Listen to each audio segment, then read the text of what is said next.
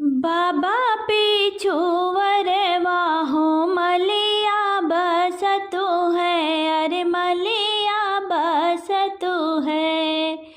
अरे मोरा गुछैया ना मुलरे लालनवा, अरे मोरा गुछैया ना मुलरे लालनवा।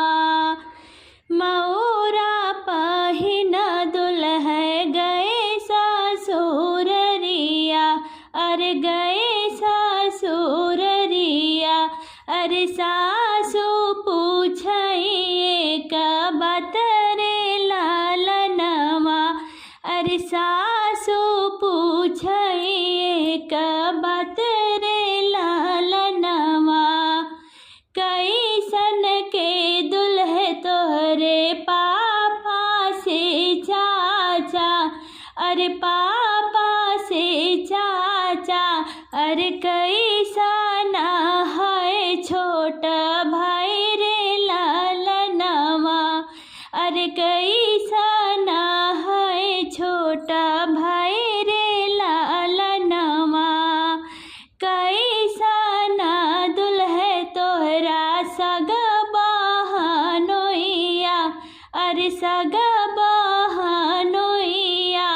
अरे जेकरे से सोहेला बरात रे लालनवा।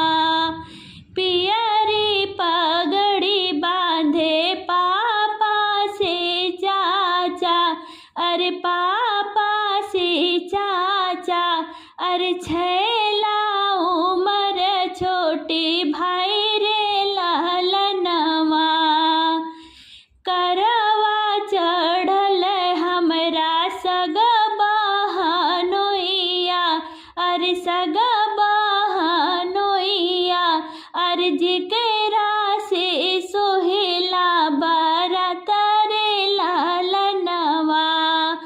इतनी वचन सुनी सासु कावन देई, अरे सासु कावन देई। दुल्हे से बोली मुस्काई रे लालनवा।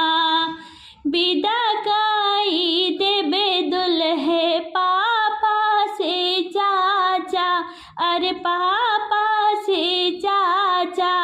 अरे विदा काई देबे छोटा भाई रे लालनवा।